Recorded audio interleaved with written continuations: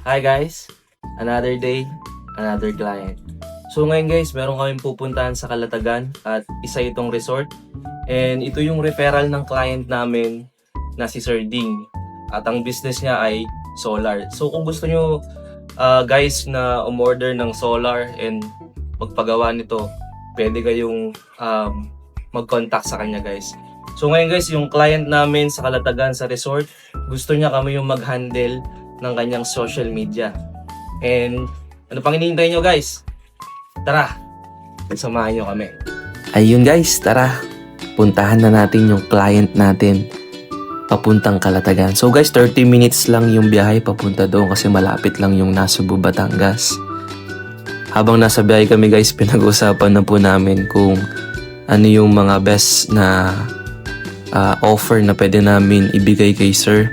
Kasi bukod sa photoshoot, kailangan din ni sir ng system, especially yung booking system para sa mga mabubook na clients niya sa resort. Yan din yung isa sa i-open up namin sa kanya para mas mapadali yung pagkuha niya ng mga clients.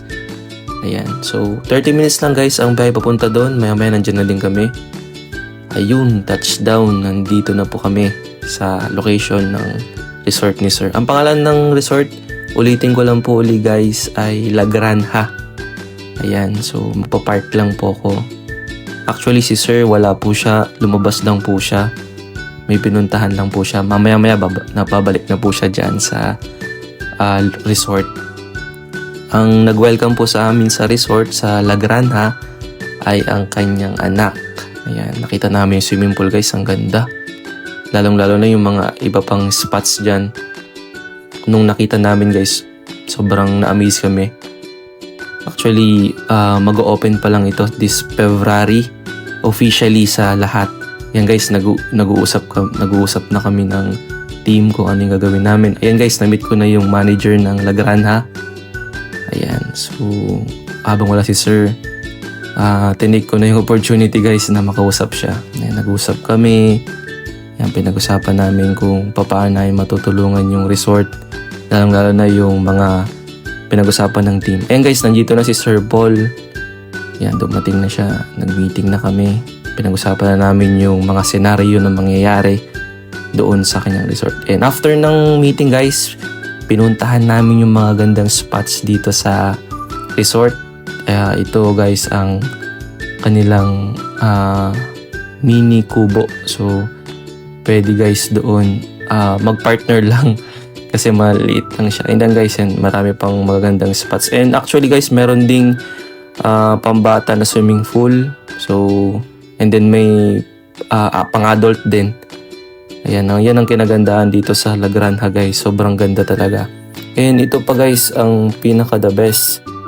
Meron silang parang mini church. Yan. So, di ko alam guys kung anong tawag dyan. Baka ito ay ano lang siya, parang ano lang siya, magandang spots dito sa resort. And actually pwede ka ding magdasal dyan if ever na gusto mo. Yan siguro yung reason kung bakit sila naglagay dyan, kasi para mas maging maganda yung resort, kasi meron ganyan na part na kasama ang church or mini church. Ayan guys, pupunta din kami sa isa pang spots dito sa resort. So actually guys, itong spots na to ay para ito sa mga gustong mag-billiard at mag-take ng rest, kasi may ganyang mga upuan din. After namin ma-check lahat, ayan, so bumiyahe na kami pauwi. So nagutom lang kami guys sa meeting. Ayan, nag-snacks lang kami. Ayan. So after ng snacks, ayan, bumiyahe na kami guys. So guys, yun lang naman ang ating content for today's video. So maraming salamat. Bye-bye.